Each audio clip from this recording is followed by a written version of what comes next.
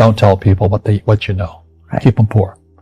But, unfortunately, the poor will always be amongst us because it starts up here. It's in their words, and the words become flesh. But when they say, I can't afford it or I can't do that, they become what they say. And I made so many people, I can't afford it. You think I'm made of money? My PhD dad, he says, what do you think I am, made of money? I can't afford that. And my rich dad would say, that's why he's poor. Poor people say, I can't afford it, I can't do that, I don't have time. Because this is an escape. It's an escape. You know what I mean? It's easy to say, I can't afford it. Oh, I'm too tired. Oh, I can't go to the gym. When you could go to the gym. But no, I can't. Truth is, I'm just too lazy to go to the gym. A question opens the mind, a statement closes the mind. See, when you say, I can't afford it, your mind shuts down, and you become what you say. But the thing is that we become creatures of our own habits. And until we break the habit, we don't change. Poverty is passed on. It's taught in your families. And middle class is taught in families. And so the people right now who are sitting at home, who are struggling financially or worried about money or unhappy, they may be making a lot of money, but unhappy with what they're doing, it was probably taught to you. Your super ego was taught, get a job, work hard, or you'll never be rich, or the rich are evil, or whatever. If you're poor, you'll always be poor. Just like most pro athletes, they make millions of dollars, and 65% are bankrupt 5 years later. It's because they come from poor families. Now you tell them that, they get very angry at you. It's the rich fault. You guys ripped me off, and government ripped me off. But unfortunately, it's passed down genetically.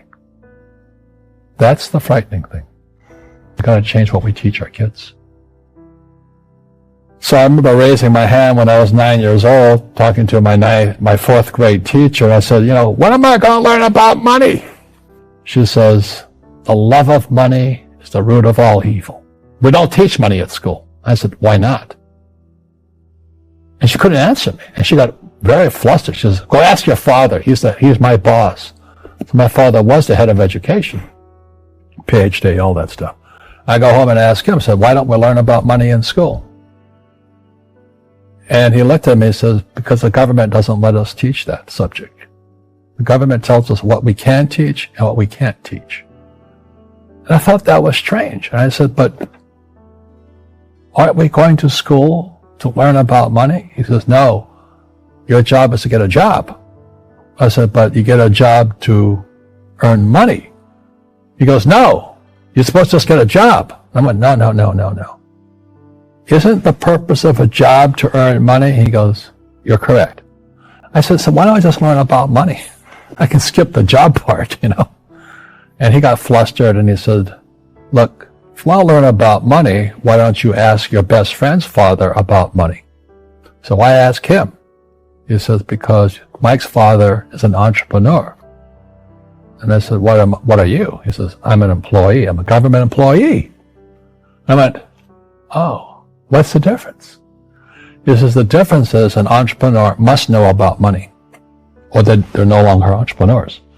And he says an employee doesn't have to know anything about money, because the government will take care of them, the company will take care of money on one condition. And that condition was he would never pay me. He says, the moment I pay you, you think like an employee. He says, that's the trap. Entrepreneurs work for free. And now I'm 9 years old, my head's cracking in half. He says, you never want a paycheck. You understand that, kid? I said, okay, I got it. And he says, well, how do I make money? He says, that's what entrepreneurs figure out. It's like a cat, which just comes first, a cat or the cat chasing its tail. And I said, so how do I learn about money? So he would just break out a Monopoly game board. So I would work for free. I'd pick up cigarette butts, and he had hotels and restaurants, and I would clean and do menial tasks. And as I got older, I started getting into office work and marketing and accounting, and I was an apprentice basically, but I always worked for free. He says that the moment you accept the paycheck, your brain goes dead.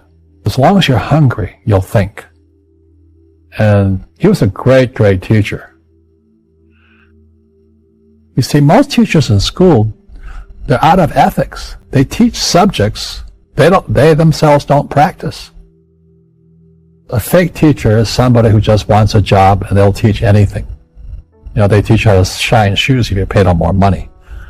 But they really don't know what they're teaching. For example, my calculus teacher, went to military school in New York, and I asked the teacher, I said, I'm in my 3rd year of calculus now. I said, am I ever going to use this stuff? He goes, no.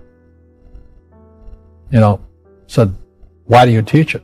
He says, because I get paid. I said, do you ever use it? He goes, no. And that's why, you have to, in life, one of the things I suggest to people, you got to find a real teacher versus a fake teacher. And a fake teacher is somebody who doesn't do what they teach. And a real teacher is doing what they teach every day. School systems are making our students weaker. So in school, they have these things called now trigger effects. So you can't, as a teacher, you can't say anything that might upset the student. They don't want anything that might jar their point of view. So if I went into school, I'd be thrown out.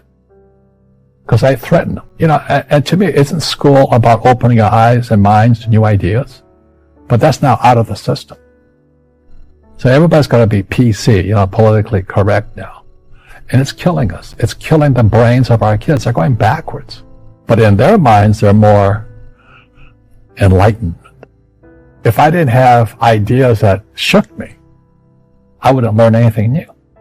But now these trigger mechanisms, we're actually making our students weaker in school. My success comes from spirituality, not finance. You see, people say, well, why don't you give the poor money? So the only problem with that is it just creates more poor people. You give a man a fish, you get a lot of people who want more fish, but you teach them to fish. We're more antagonistic, more antisocial. Social media is antisocial. That's the danger part. So the reason I'm speaking of spirituality, we got to evolve. It means meditation, it means yoga, it means praying, it means going to church, whatever it takes. But you got to get back to calm and peace and meditation. One generalized principle is emergence through emergency. So when you look at the word emergency, the base word is emerge. The only way humans evolve is via emergency. And a big one's coming. And it's going to be, as we all know, our banks have ripped us off immensely. They're just a bunch of crooks. I don't know how they can live with themselves. But, the bankers rip off trillions and they get bonused in billions. Nobody goes to jail.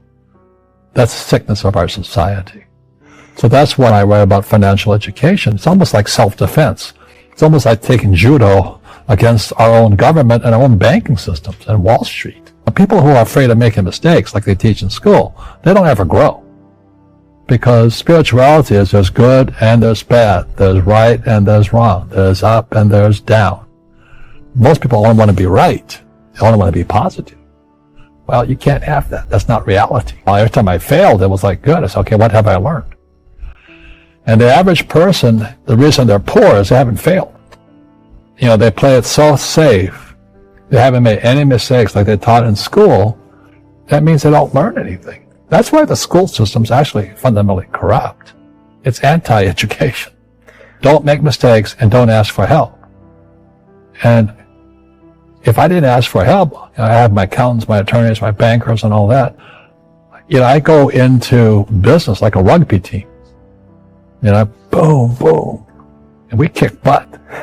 But the average guy is standing there, I'm an A student, I'm going to do this all on myself. And a bunch of rugby players run you over, and you go, well, they're not playing fair.